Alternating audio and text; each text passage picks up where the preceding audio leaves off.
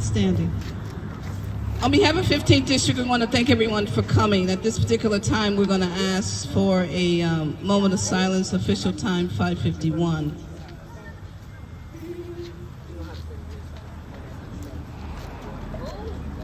Awesome. Well, we appreciate the fact that you are here, and at this particular time, we're going to start with a quorum to officially begin our particular meeting. Carmelita Earls present. Yo. Councilman DeAndre Root is present. Array White Karen Winters present. Okay, once I have we're going to have next on our agenda. We apologize because they were printed but not brought. So that being said, it's kind of loud because we're outside, so I'll try to project my voice. The next thing on the agenda is to approve the minutes from last meeting. And the approval goes as follows. Our last meeting was held on July 11th in Veterans Garden at 5420 on Madison. We started at approximately 6:04 in the evening.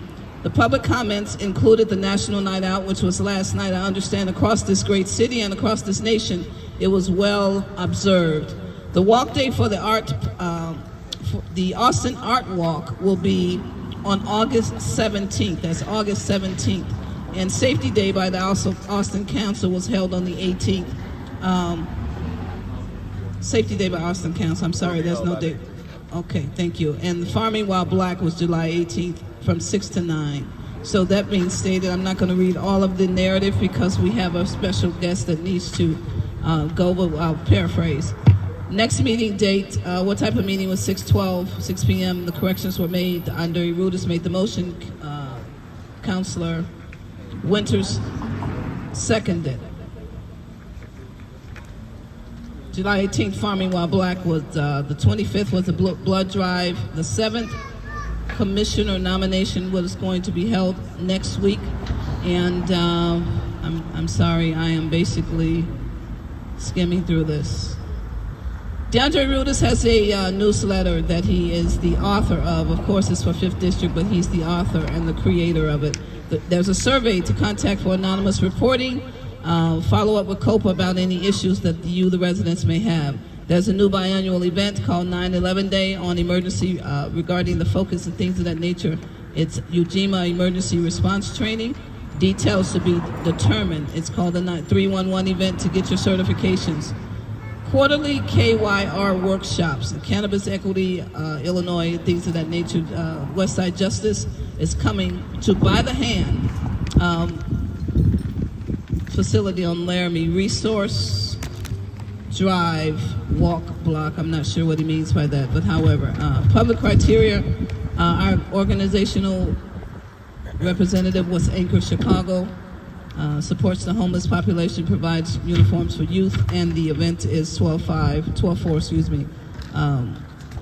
to 4, Columbus, that was held in July as well. So that being stated, what we're asking our particular participants to do to opt into text Art Now, it's 1-844-325-4410 to stay connected so that you can understand exactly what's happening in the Austin area. Our guest speaker was from the Office of Inspector General, Deputy Inspector Tabara Richardson. Our Above and Beyond officer is Carla Jackson of 15, what we deferred to today. And we just want to make an announcement that photos are taken for our future editions of our newsletter. That being stated, forgive the discombobulated version of this particular minutes, but that being stated, can I have a motion to accept, or you can correct all those mistakes I made? I motion that we accept the minutes as is. I second. Okay, a motion has been made by Councilor Winters to accept the minutes as read, make mistakes and all, and it has been seconded by Councilor Rudis. That being stated, all in favor? Aye. Okay, that being stated, great. I am going to now put it in the hands of Councilor Rudis to take us further. So generally at this time we do district council updates, but we're gonna bypass that for right now so that we can get our guests that have to leave out the way respectfully. So right now I actually want to call up Tawana of Bebe's Art. So we do this where we highlight some smaller organizations that's doing mighty work in our community. And these are people that we think you need to know because they actually play a vital role in the public safety of the community. So here's Tawana from Tawana's Bebe's Art. All right, thank you, Mr. Rudis. Thank you, Ms. Carmelita, for saying his last name because I never knew how to pronounce it. Thank you, Dr. Rudis. All right, hello everyone. My name is Tawana. I go by Tip. I have a nonprofit organization that I started behind the death of my son and my sister. My son was killed to gun violence in 2020. The very next year, the same month, my sister was killed in a car crash by her friend driving. And so I felt that God placed it on my heart to start creating memorabilia for small children that will not have a chance to grow up with their parents. And so we make memorabilia for these children. We also focus on spiritual conversation. Excuse me.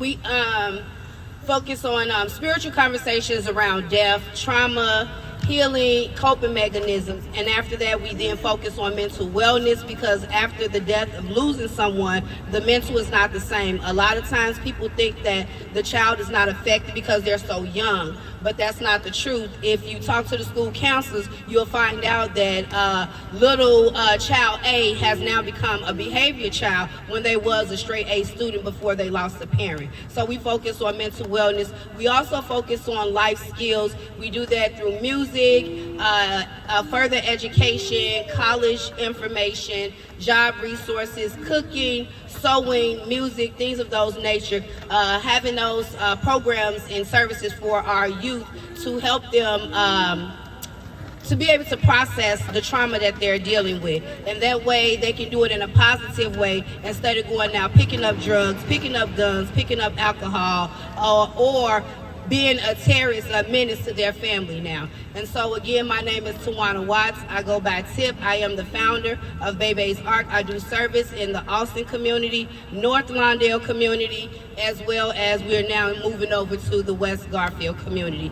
And so there's a few people out here that know how to get in contact with me. I'll leave my information. If you know of anyone in these communities that could use the service, please reach out to me and I will make sure that they get resources and things that they need. Thank you all for your time.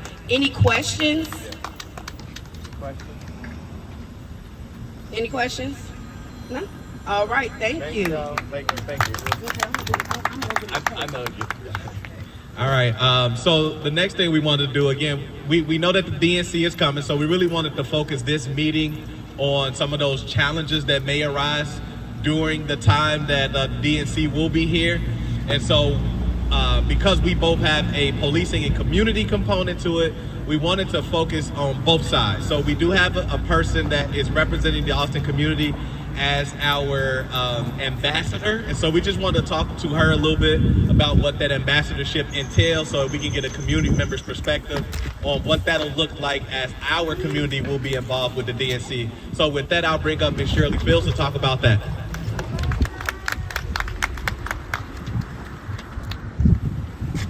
Good evening, Austin.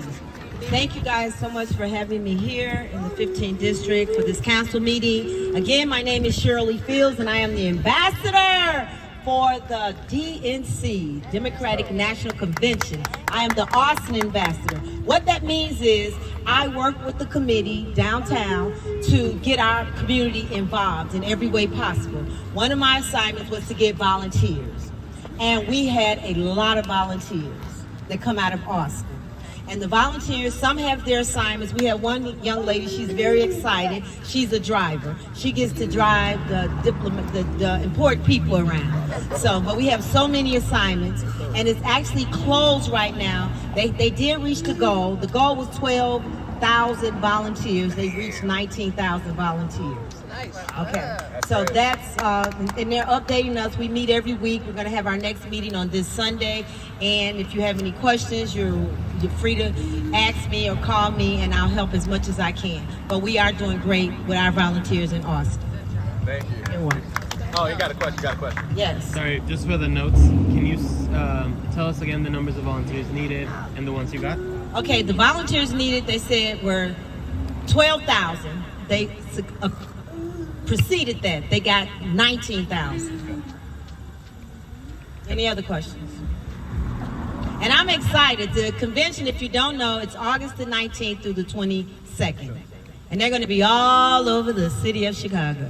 I have a question for you. Are there Yes. any registration pop-ups that's going to happen in Austin? When you say registration pop-ups, what do you Like, mean? meaning that are you registering people to vote for the first time, movers, things of that nature?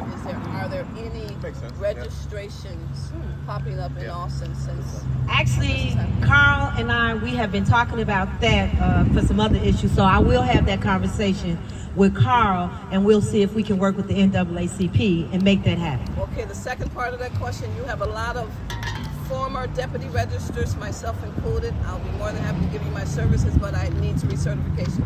That's why I'm asking, so we can get it done. Okay, we can see how we can. I'm going to be meeting Sunday with them, but I'm going to bring up your name, Carl, and see how the Westside NAACP can work with that as well. That's what you said. Beautiful. Thank you. All right. And so for the second piece of that. All right, so for the second piece of that, again, we want to focus on both community and the policing element. And so we do have our commander here of the 15th district, and he's going to talk a little bit about what that will look like, the plans for the Austin Community 15th district as it relates to the DNC. So, Commander Morse. All right, give it up for our commander, everybody. Put the hands together. Thank you. You might not want to clap until you hear what I got to say. I appreciate that. Thank you very much. First of all, I'd like to thank our district councils for being here. They are the elected representatives responsible for accountability and helping bridge that gap between Chicago Police Department and the community. But what I like to say, here in Austin, that gap is a lot more narrow than in a lot of places. We have a long tradition of working with the community, and we will continue that. And that is evidenced by our involvement with the Democratic National Convention. So the officers, under the direction of our superintendent and our chief of patrol, have been trained in a 3-day specialized training in learning how to deal with the protesters. And that training we could use here as well as downtown, where the DNC is going to be. We will be on 12-hour days, so we're actually splitting our shift and we're canceling days off in order to have the maximum amount of officers available, not only to answer calls, but to actually be out here addressing large gatherings and also protecting our business corridors. My community policing office works with AAA BNA, the Business Association, as well as our faith-based leaders, in order to have our business owners loop them in and to participate in helping with this protection. We've reached out to several of our community agencies so that they can patrol the corridors and the streets, because let's just be honest, we can do more when we all participate. That's right. So we feel confident that this will not be a repeat of 2020. This will be more like NATO. We're specially trained, and we had many months in order to prepare. So we're prepared to go out here and to police in a constitutionally appropriate manner and to deal with any and all challenges. At the end of the day, there may be people who come from outside of our neighborhood to do damage in our neighborhoods, but lo and behold, far and wide, the people in our neighborhood respect our neighborhood and love our community. 99.9% of the people in Austin are here to work, to pay taxes, to live, to play, to love, like any other community. And in our policing relationship, we're going to reflect and we're going to respect that. Does anyone have any questions for me? Oh, so we're going to have our operational period where we're actually going to get started. It's going to be 2 days before the DNC. So that's going to start on the 17th, and then we're prepared to go to the 25th, 26th, as far as we need to go in order to have that full appropriate staffing. So I'm currently right now putting the finishing touches on the plan, working with members of my staff. And we're meeting every week with headquarters for them to be able to get us what we need and for us to be able to communicate with the community for what the community needs. So far, we've talked with many community stakeholders. Everyone's just concerned with safety. That's what we're all concerned with. But I'm confident that it won't be a repeat of 2020 and that we're going to do the best we can in order to work together. Are there any questions? Yes, ma'am. Isaiah, we got the right here. Right here, up front. Let's go ahead. Yeah. Turn on, baby. Thank you. So my first question, I've done a lot of reading about these canceled days off. I'm concerned that an overworked and stressed out officer is a dangerous officer. So is there anything going to happen on the back end where they get to get that time off? Or, you know, are they just going to be like running through? So, first and foremost, we have a responsibility as law enforcement officers to go towards the trouble, the fire, the fight, the danger before others go. So we have to acknowledge that. But at the same time, that's an important point. So what we have as a department, we have a policy on wellness. Our officers will have the opportunity, because we're actually talking with many of our business owners, and one of them, we were just at a meeting a few days ago. Some of our business owners are going to have their doors open for the officers, for them to be able to sit down, take a load off, and take a few minutes off. We also have our wellness rooms in any police district facility where the officers will be able to take a time out and be able to rest and recover from their daily duties. In addition, even though we're going to be on 12-hour days, we'll still have the opportunity to rotate those officers out for the ones that are maybe staffing our corridors or the ones that may be riding in our beat cars. Downtown, they're going to have another wellness plan in place. They're going to have areas, rest areas for those officers.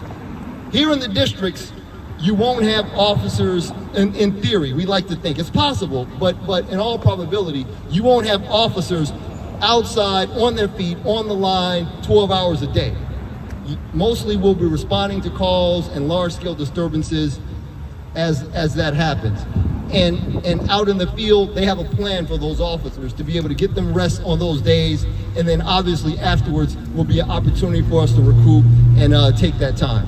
And even though there's all days off canceled, when officers have to take, let's say, family leave or medical leave or a leave for death in family, they are granted those days. So there's no 24/7 working here. There's a lot of flexibility and attention to what the officers need. And plus, we go to roll call on an ongoing basis, and we talk to our officers, and we feel confident that they'll be up to the task. Was that another question? Okay, thank you. Okay, thanks. Thank you, Commander. Thank you, Commander. So we wanted to shift back a little bit into the regular schedule, which would be us providing some updates from the district council, so you all can know what we've been working on or what's going on inside the district for the district council. So with that, we'll start with Councilor Winters. Okay, thank you. So only thing I had for us tonight was just some updates, some information. So tomorrow, public service announcement. Tomorrow, Territory will be hosting their Creating Space block party from 4 to 7 at 557 North Central Avenue. That's right on the corner, across street from Pink House. Everybody know what Pink House was. I know, right? It's no longer pink, but the house is still there. But on Ohio and Central, they got free games, DJ, live music, barbecue. So if you can, go out and support those young people doing great things, reclaiming that space right there on Central and Ohio.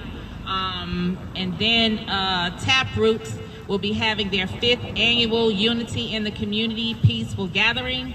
That's on Saturday, August 17th from 11 a.m. to 3 p.m. And that'll be in the 15th District parking lot.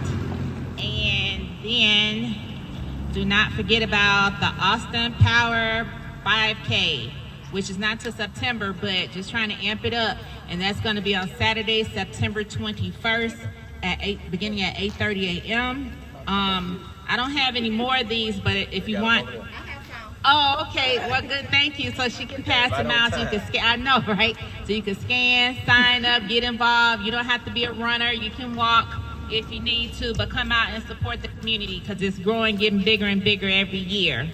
And then what else? So we do have what we started to do. We have our we call the 15th District Anonymous Complaint forms here. In the event that you have something that you want us to know or that you want us to relay to the police department, you can fill out one of these forms. And it could be a complaint about an officer, or it could be a complaint about something in your community where you may not necessarily want to call into the department and make that complaint. But if you give it to us, then that complaint is actually anonymous. Because I know some people are fearful of calling in and making those reports because of the lack of trust from the department, because sometimes they feel like the department may expose who they are for whatever reason. So we will take those complaints and handle them to the best of our ability to service you. The last update I have is earlier last week, I attended a training by this company called, I can't even pronounce it, Versaterm? How you pronounce that? Versaterm? Versaterm. And what they said they're gonna, it's a technology that they use to help the police department. Right now, it's a conversation. I know they're going around, they're talking to different district counselors about it. I believe they're also in conversation with the police department about it. But what the technology does is it kind of helps free up 911 calls. For instance, a lot of times they say that a lot of the calls that go into 911 are not necessarily emergency calls. Like it could be a call that probably should go directly to the station if people knew the numbers, or maybe even a 988 number if you have a loved one that's in a mental health crisis. But what this technology does is it's connected in such a way that when you call the 911 and you're waiting for a response from the police department that for whatever reason may not come through as efficiently as it should, this technology would kind of take the place of that. It will basically send you an update. It may alert you to say that if you make the call in, it may alert you to say that they are responding to some other crisis, and that's the reason why they have not responded to your call. So I just want y'all to know it's out there. I'm sure as this progresses, it'll be coming up more in conversation, but it says that this is the ecosystem, so it's about community engagement. They use computer-aided dispatches. They have field response and reporting. They do forensic analysis and investigations. They help respond to health and wellness. So it's just another aid or tool that's out there that could possibly be beneficial. My only concern about it is that we are assuming that everyone has the technology. So I'm like, well, what do we do for people that don't have it? You know, we have a homeless population that may not, have the technology that could support this, but it is a conversation that's out there. So I just wanted to lift those things up. And then the last thing, and I think the beat information is on the flyer. The beat information is so we are encouraging community. So these resources, maybe one of the young people could come and hand them out to. Can you come and make sure that everybody gets one of these too? So this is a resource for us that we now have in Austin. Oh, and we have a community commissioner here with us this evening, Mr. Aaron Gottlieb.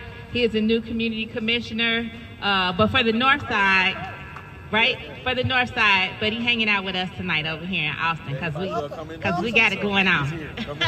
And then too, don't forget his food over here. Mr. Heisen, who was with us last month, is our organization for Anchor Chicago. He volunteered to be out with us tonight, so we had some burgers over there. I think DeAndre brought some chicken. But so please make sure to get you all something to eat because we feed our people in 15. Thank you. We got a couple questions. Okay. Yes. I'm sorry, a question? Okay. You said the Japanese that do everything that the neighbors are supposed to hear you. Yeah. I said, can you hear me now? Yes, ma'am. Okay.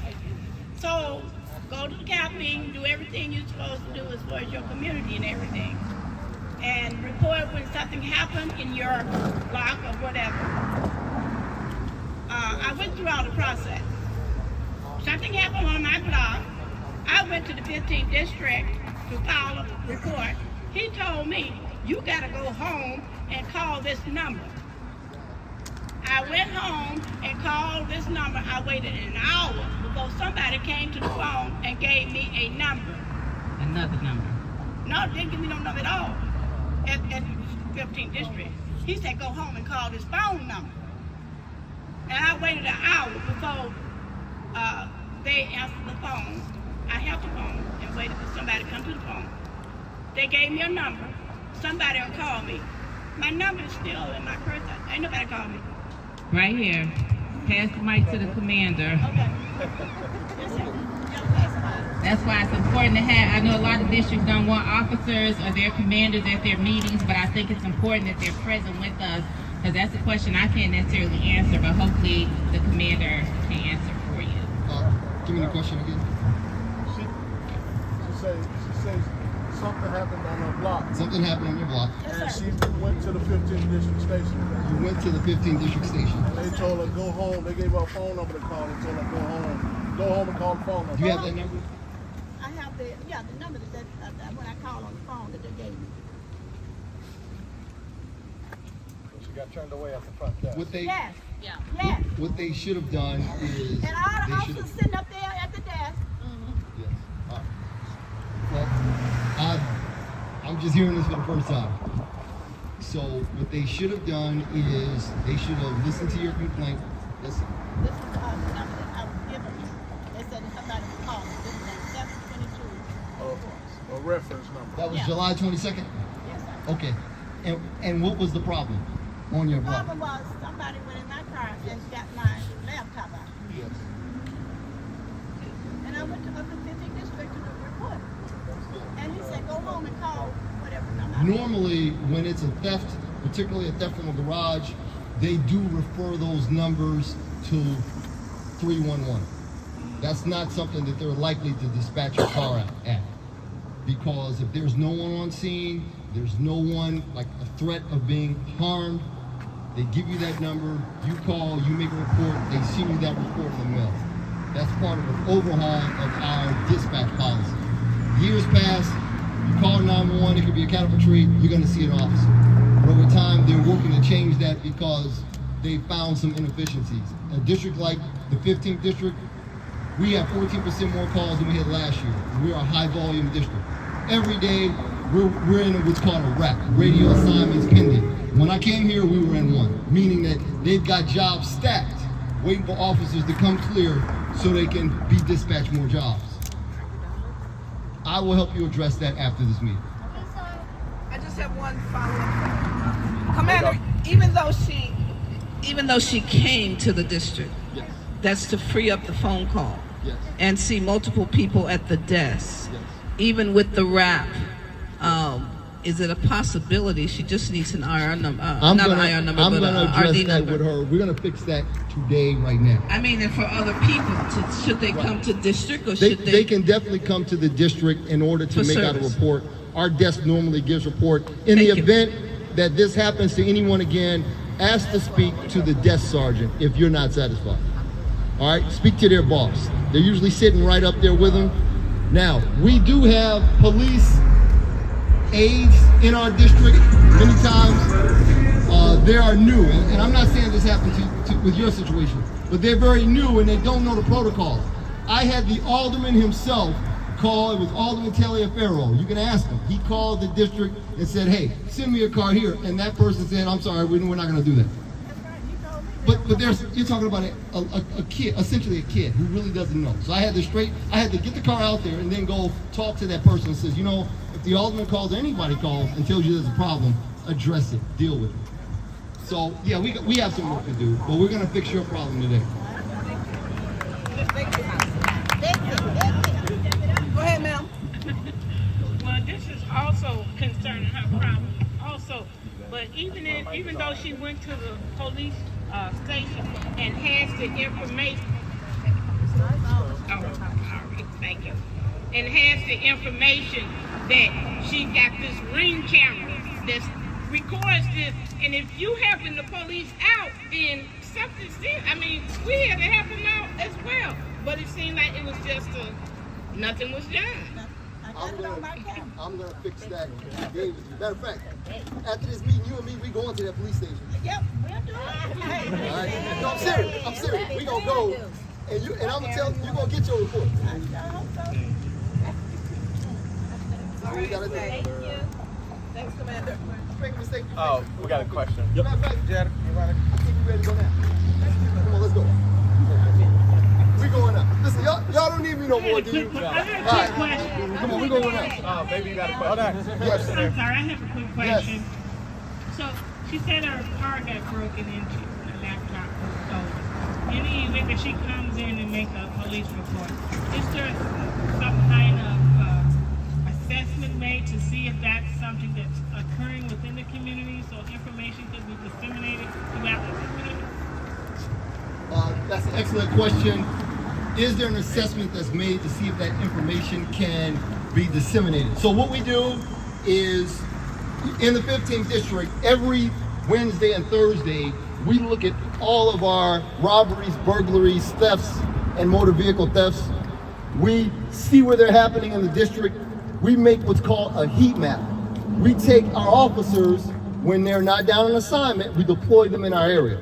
We deploy our tag guys, the guys that are in civilian dress, we deploy them in those areas. But not only that, we use that information to be able to know, really forward it to the department to be able to know how many police are needed on any given beat, how many officers are needed on any given beat. So when the detectives get those reports, they look at those and they compare them to all of those happening in a certain area, and they make crime patterns. And they say, be on the lookout. You may have seen those, or community alert, or business alert. That information we post on our CAPS website. And you can see all those bulletins, all those crime bulletins, all those community alerts. We post that information inside the department so officers know in roll call. And we also post it on our website so the citizens can see. And we also have our CAPS officers going door to door with our businesses, passing those flyers out. But most of those patterns are patterns that we kind of know who's doing what, but knowing I got a crew in a 5,000 block on Harrison that are doing robberies is very different from getting that case charged. So we have to be able to accrue the evidence in a constitutional policing appropriate way, right? Because this ain't 1969 where, okay, you the guy, let's go. No, it's totally different now. We have to do everything according to the law, and we should. Everything according to the Fourth Amendment. The search and seizure, everything appropriately in order to get that case not only charged, but prosecuted. And we're not going to talk about the overhaul of the Pretrial Fairness Act and a lot of those crimes like theft, like I would say C or D misdemeanors, theft from garages, burglary to garages, when there's no violent crime, it's a citation in a lot of those instances. Or if you arrest them, you take them to the station, they give them a receipt and they give them a court date. When they go to court date, they'll toss it out. Now they may argue, well, these cases aren't sufficient in order to be able to prosecute, but in a lot of cases, I beg to differ.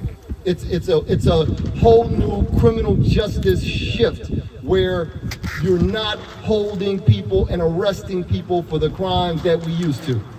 It's a more, let's create a diversion system. Let's give people court dates and toss it out. Let's give them therapy. And it's not just property crimes. It's violent crimes too. But I'm not here to bash anyone. I'm just here to say that's what we do in regards to our crime stats and our patterns. And you and I, we're going to the police station right now. I'm gonna follow. You can follow me. I'll follow you. Any other questions? And on the next box, it has happened to them as well. So because I asked questions. Right. So once a crime happens, let's say you call 911 or we go to the police station, we're going to do this report. So now that report, when it's a burglary or a robbery or so forth and so on, it gets assigned to a detective. The detective is getting about 20, 25 of these reports every single day. They're looking through them, and I'm not going to lie, most of them, they're swamped. So they'll call the complainant and say, hey, do you have any information? Did you see anything? You may say no, yes, no, whatever.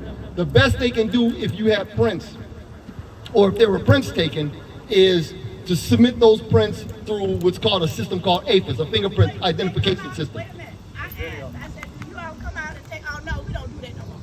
Well, and it's possible in your instance they would not do it, because remember, if there was no violence, there's possible that they were telling you the truth. I don't know. I don't know the circumstance. I can't say whether they do or not.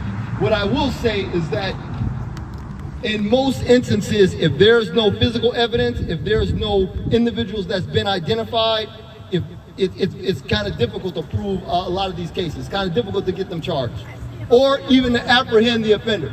I had my own cap sergeant, Sergeant Edgar Brown. Most of you know him here. He had his car stolen right in front of his house. And he has a Dodge Charger SRT. They stole that bad boy right in front of his house. We got the car back, but we could not get the guys. And this happened to my sergeant. Oh yeah. Oh, me and my wife had our catalytic converter stolen right in front of our house. So this is not something that we don't go through ourselves. We're living with this too. We're part of the community too. No problem. I think you got a couple more. Okay. Oh yeah. Okay. We didn't have a conversation. We're going to before. take one more question. I'm gonna take one more question, sir. Because it's... One more question. What do you all do to prevent crime from happening? Okay. Did everyone hear that? What do we do to prevent crime from happening? Starts with the home. Right or wrong? Yes. It starts with home.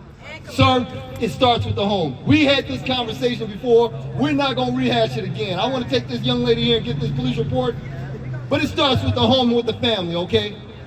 We prevent crime by being in a community, by pairing up with the community, by having this community engagement, right? We got programs, we got jobs, we got mental health. We're doing all that at the 15th district. We work with our businesses, we work with our community, but guess what? If I can make $5,000 a day selling marijuana, which is practically legal, who's gonna stop me? We need the police in the community. Police are in the community. Okay, ma'am, you see me now, you talking to one.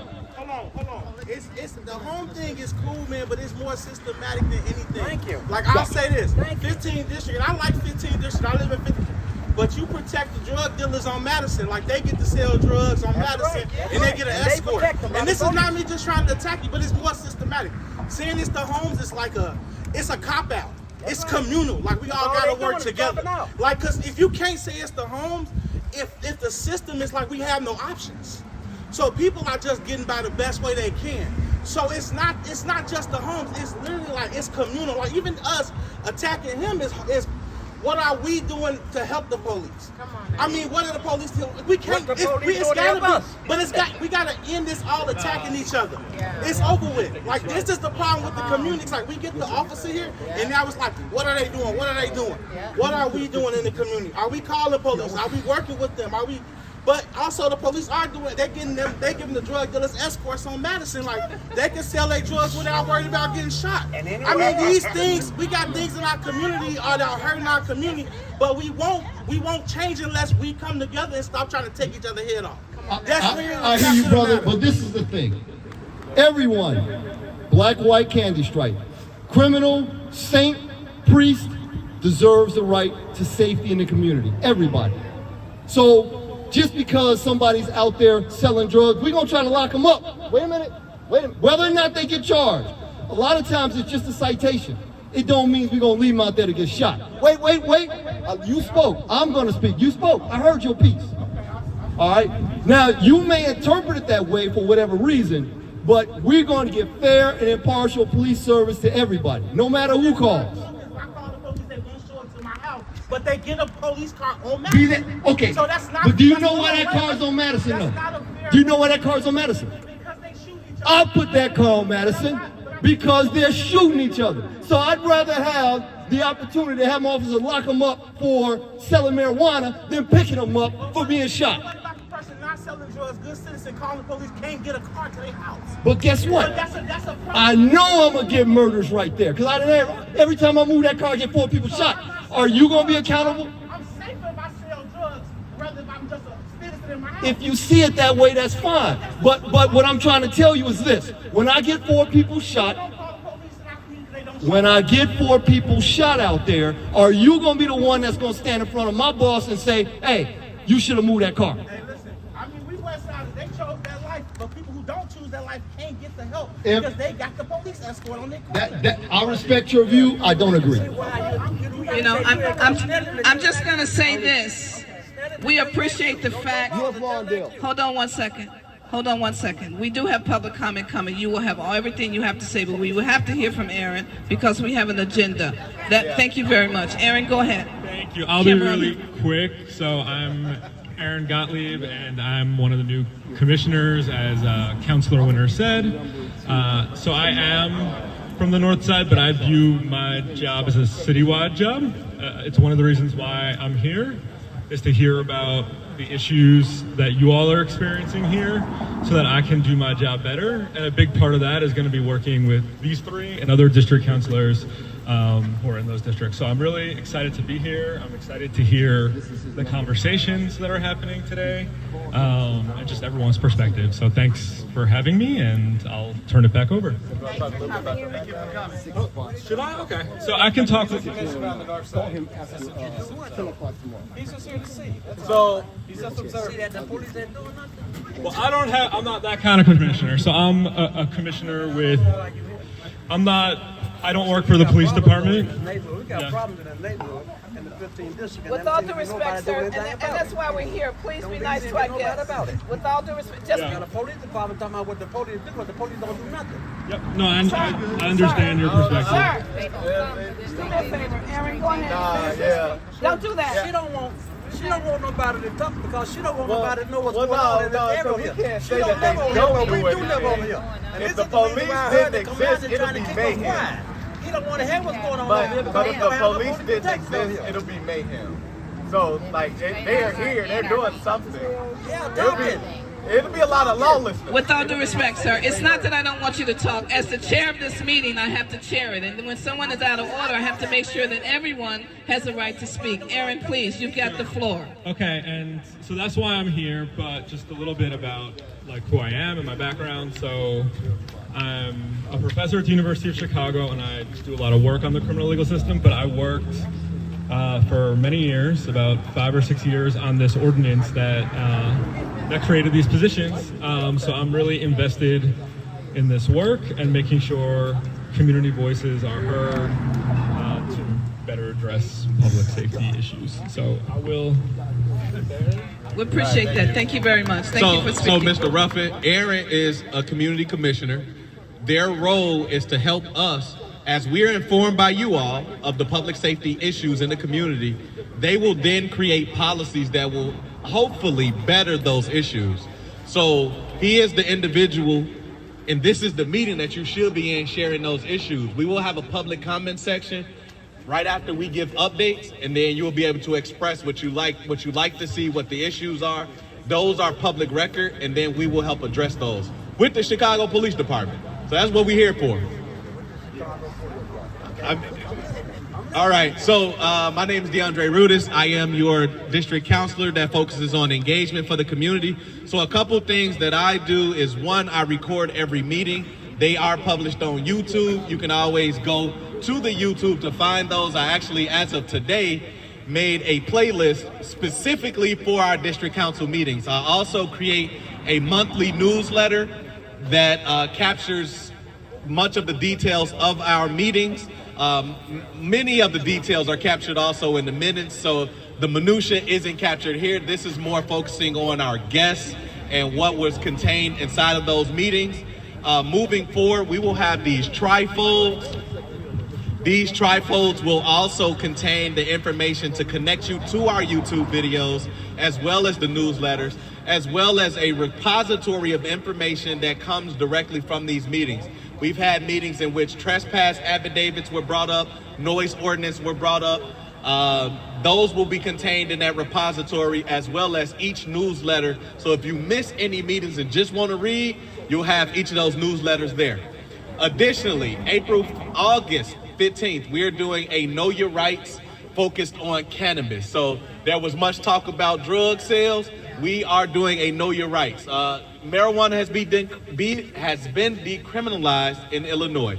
What that means is laws have changed around it. We have Cannabis Equity Illinois, we have the Westside Justice Center, and we have the state's attorney office to come out to talk about what those changes look like financially, socially, and legally. That will be, again, August 15th at the Front Porch Art Center, 5851 West Madison, from 5:30 to 7:30. Another thing that we're doing, we are going to institute biannual trainings for the 15th district. The first one will be 9/11. So that is a Wednesday, September 11th. Again, probably 5:30 to 7:30. We will be located at we're gonna be at By the Hands. We're gonna be at By the Hands. That is Laramie and Lake Street. I cannot think of the exact address right now. Maybe 135. No, not even 135. I can't think of the address. Again, it'll be listed out for you all. At that meeting, we will focus on trauma, gunshot trauma.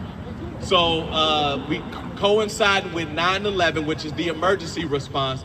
We want to equip our community with emergency response methods. So the first training for the district council will be gunshot training. Will be held. It will be given by Ujima Medics.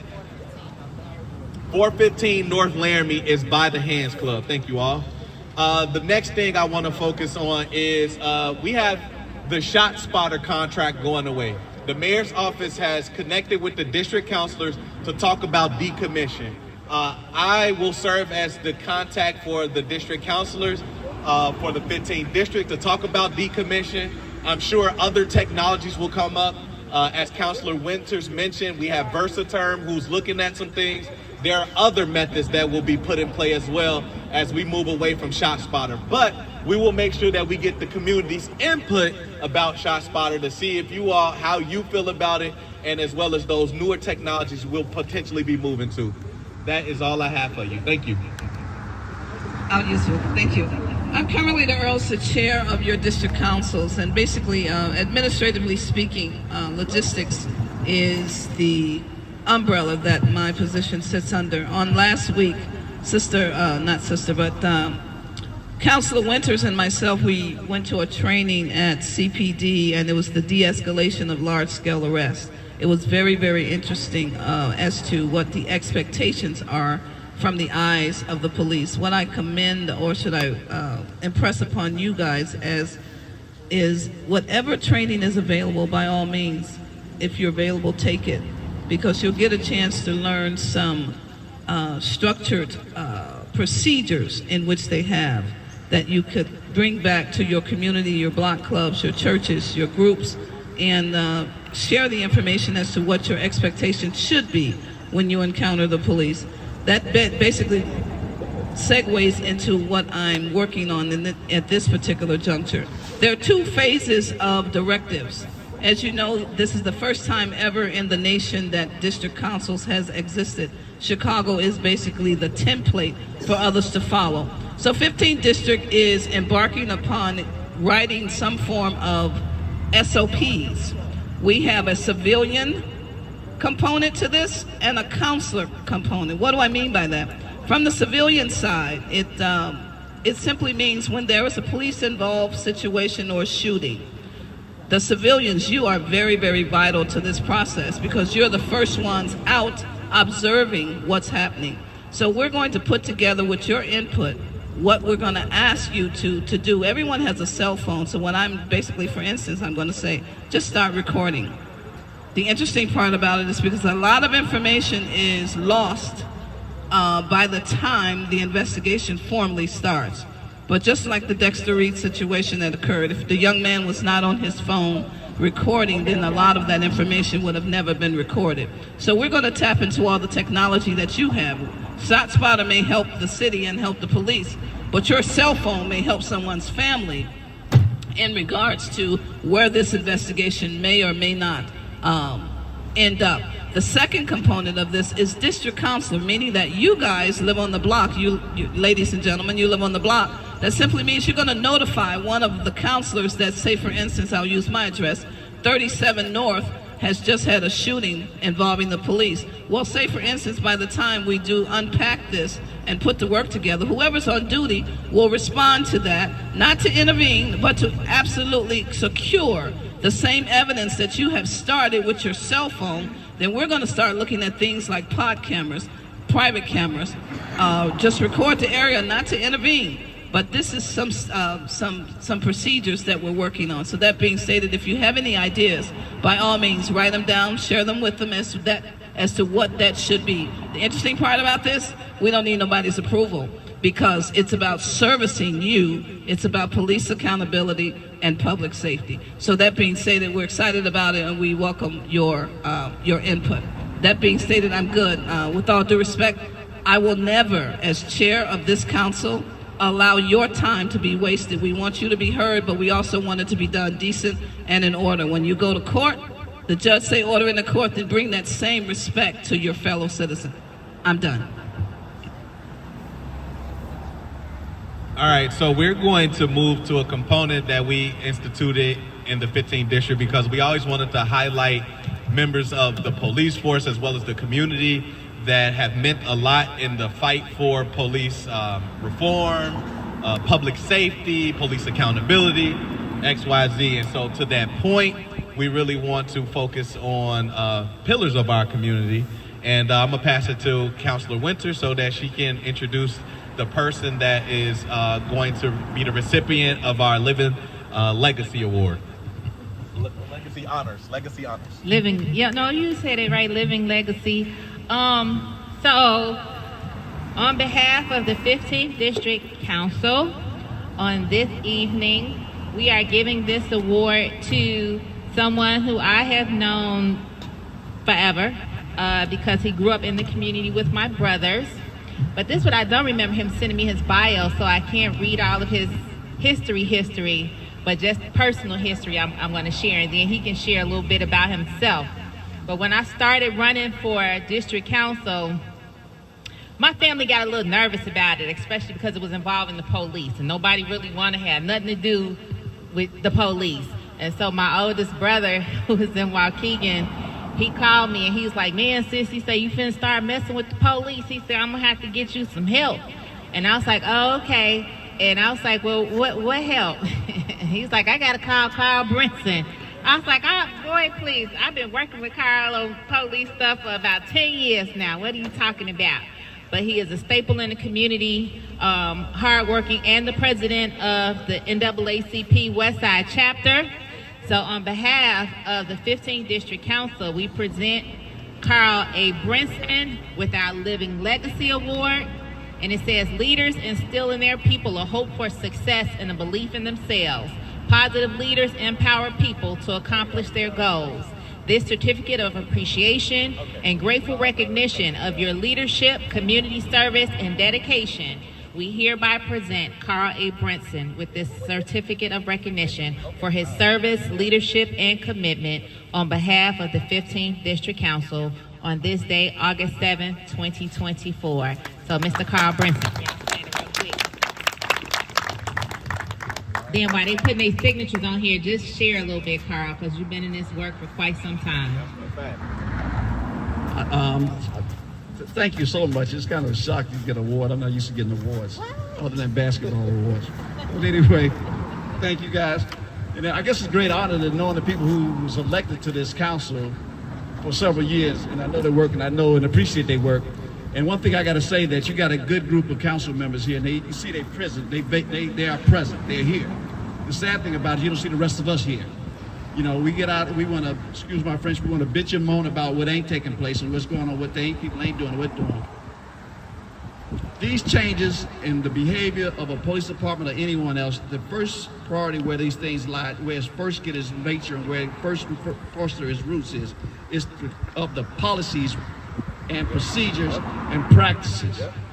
If you don't have policies or you don't have the right legal and the right law in place, you're going to get certain bad actors, whatever it is. I might not can change a person's behavior if he's a racist or prejudiced person, but if it's a policy, I can hold him accountable for his actions. He might have his inside on him, but if he act out on those things, a policy or some legislative or some law will check him or hold him accountable for those actions. So we have to be more proactive. Last week we had this big thing at the church. We came out, Massey got murdered by a police officer. The police officer background was horrible.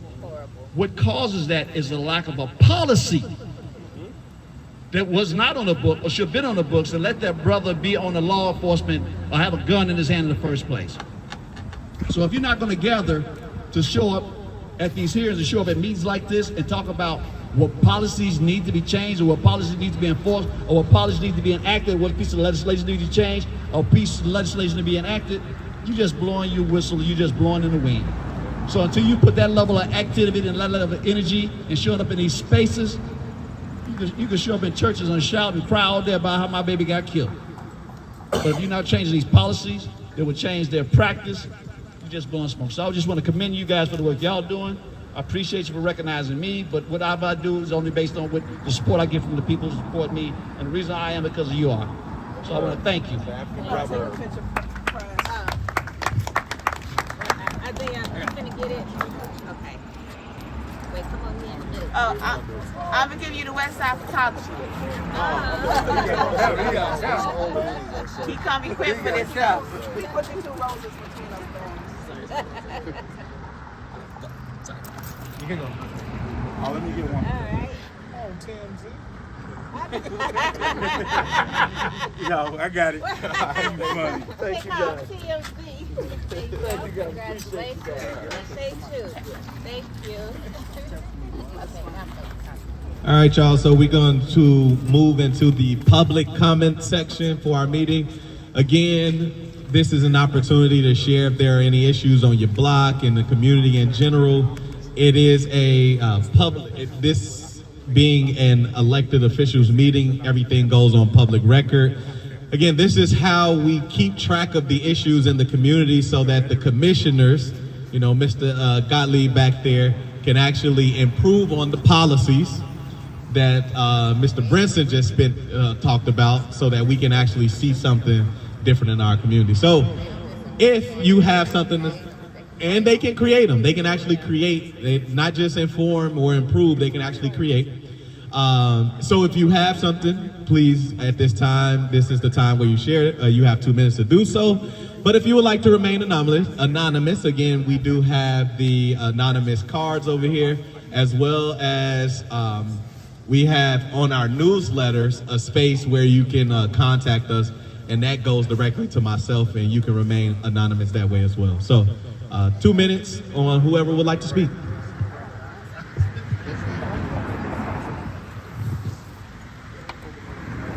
Anybody? Is there gonna be announcements after this? Can we do it now? Yeah, you can do it. Yeah. Right. You can say that's what Oh, okay.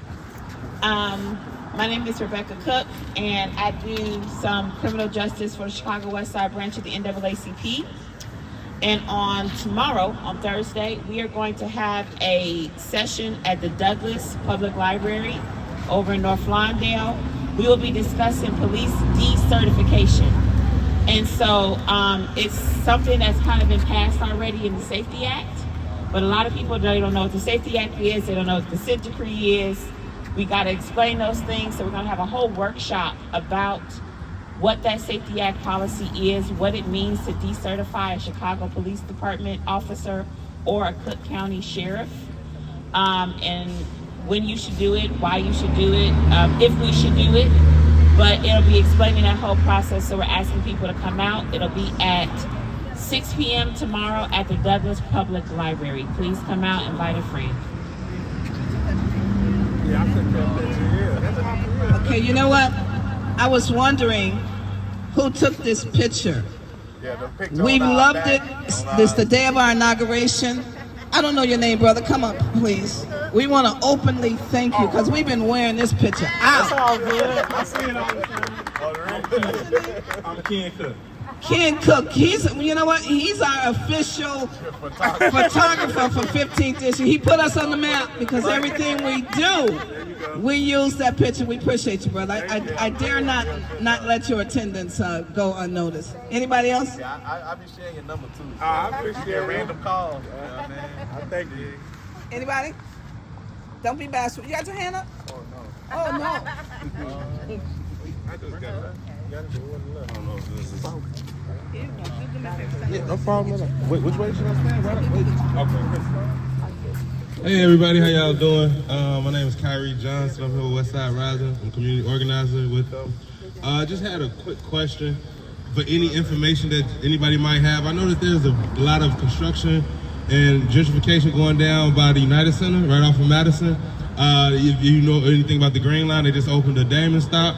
First time in my life I ever seen that. And also I think there's like a $7 billion request for the area around Madison. Now, I'm not like I don't have a PhD or nothing, but I'm 100% sure that gentrification blowback will be felt, rippled miles and miles away from the United Center. So what that looks like is people being displaced. What that looks like is the community changing. What that looks like is cultural erosion. So if y'all have any information, please reach out to me personally. Just let me know what's going on, because however we are organizing or doing whatever, I want to be a part of that conversation, because I understand just how important something like $7 billion coming to the west side of Chicago is, especially if we still arguing about police presence. So if y'all got any information, please let me know, because I want to get involved with that type of initiative. Thank you. Yes, sir. You know, it's interesting you say that, because Emma Mitz's office has just put out an email. I'm trying to pull it up. Workforce outreach event. Let me pull it up. I need my glasses. It's Friday, August 9th, from 10 to 12 at her community office. It talks about the plan from Laramie to the next block over there by the Citizens Bank, the housing part. You can text this to yourself, but August 9th, 10 to 12, one is called the Join Us for the Workforce Outreach. And this is about, I don't know the dollar amount, but I did read the email today. You can send that to yourself and be present. All right, yes sir, come on Aaron. Thank you so much. So just two quick announcements. So on the 14th, the commission has a meeting about the possibility of establishing an office for gun violence prevention. So that's a special meeting that's coming up, and there's going to be some speakers and panelists to discuss the merits of that. And then on August 27th, we're also having another meeting, and that will focus on pretextual traffic stops. So that's the topic of that meeting. So encourage, I don't have the locations of that, I'm sorry. I think they're still being scheduled, but anyway, it would be great if some of you were able to attend some of those meetings. Lady in Fuchsia.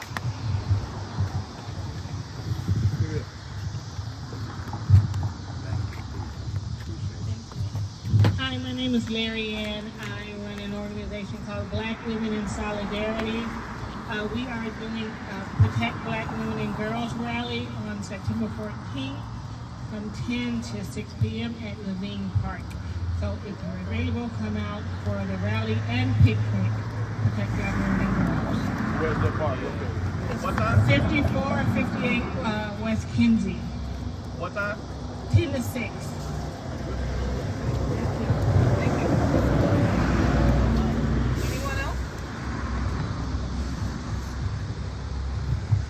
I'm sure Councilor Winters is going to thank our cook for the evening. Yes, I am. Again, thank you, Hyson, for coming out and getting on the grill for us. So please, if you haven't had anything, please make sure that we got plenty of burgers over there. Chicken, burgers. Please take some home, because if not, we're going to end up having to take it all home. I'm going to take it home. I've been asking all day. Compliments of Anchor Chicago. Yes, Anchor Chicago. Thank you for hooking us up, Hyson. He's on our newsletter too. Yes, he was our special guest last month. Thank you all for doing the work that you do. We trying, It's, Hyson. It's not an easy battle. Doing what you do. And I know, because I'm in the community. I'm out here in the streets. I was just saying, thank you for the work that you do. It's not an easy battle doing the work that you do.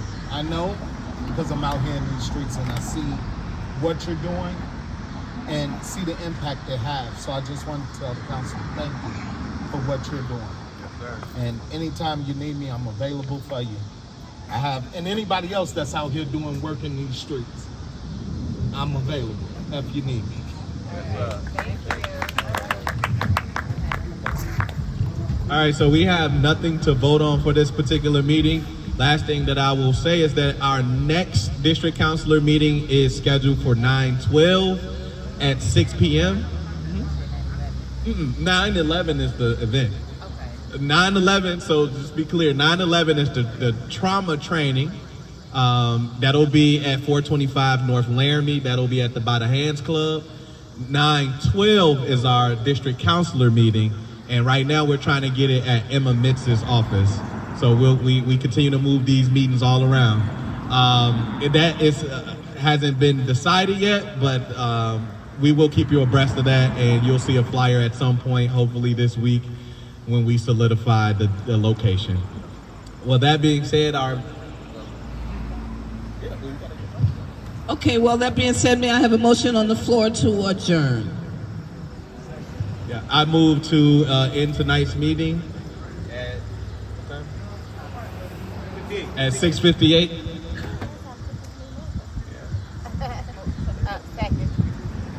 Second. Okay, it has been motioned by Dr. Counselor Rudis. It has been seconded by Extraordinaire Counselor Winters. All in favor? We love you guys for coming. The ayes have it. Thank you very much. Go get something to eat. Go get something to drink. And let's have a safe night. All right, y'all. Thank y'all so much. Thank you guys for doing what y'all doing. Yes, sir. Oh, yeah.